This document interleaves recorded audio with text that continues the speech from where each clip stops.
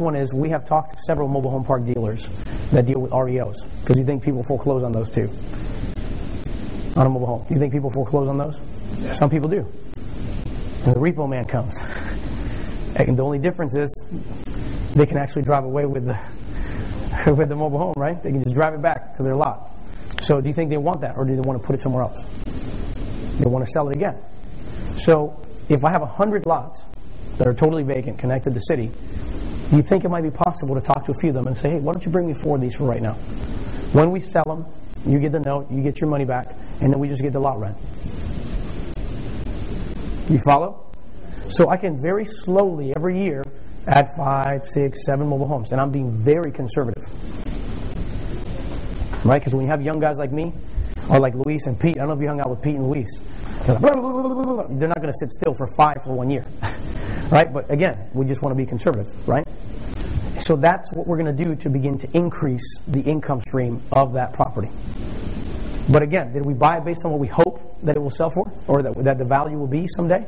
Or are we buying it based on the income right now? What's the answer? Income now. So that's what matters. We broke down the income stream for 5 years as we slowly, gradually start putting new mobile homes into the actual park. Year 1, growth starts going all the way up till you get to almost $700,000 on year 2014. Okay, that's our projection. Can we miss it? Yeah.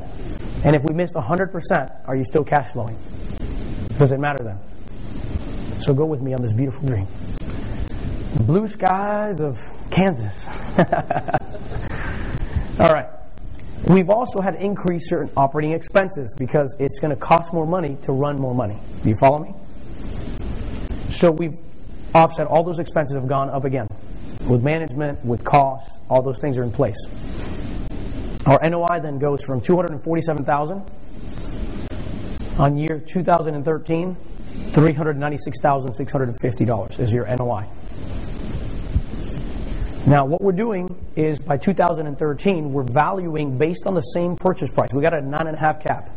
So if I'm going to sell, do you think I'm going to sell at a higher or lower cap rate? Typically I want to go lower, right? Because that means my price is higher. However, I'm not being conservative, because what if I can only sell it for what I got it for at the same cap? So the value of the property based on the same cap that I bought it at is $4 million now. $175,000. What do we buy for, guys? $2,250,000. Is that pretty good equity? So if your share was $15,000, because that's what you started with, did it double in value? So your share is now worth double, isn't it? Do you follow? All right. Now, what do we do in commercial? We buy low end, hold. So our main objective is to get to the place, which we can still do it in 2012, but it's easier and it's better and it's safer in 2013. When we get to the value, we refinance the property based on the current cap rate value. When we get that cash, all of the money is back in our pocket, right? So we're able to pay the investor their capital. Now what's the rest? Because we still own the property, right? It's an infinite return. So this is what it looks like in a visual as far as cash flow. There's your debt service is constant. The only time that will change is when you get to the place where we refinance. Then the mortgage goes higher, right? That's what that looks like. You guys remember that project that I gave you an example on? That's the project.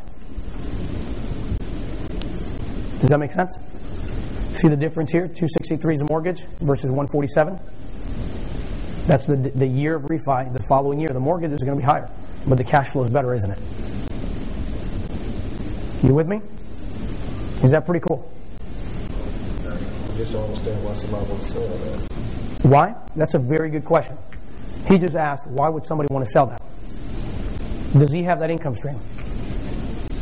He only has the current income stream, right? Yeah. Okay.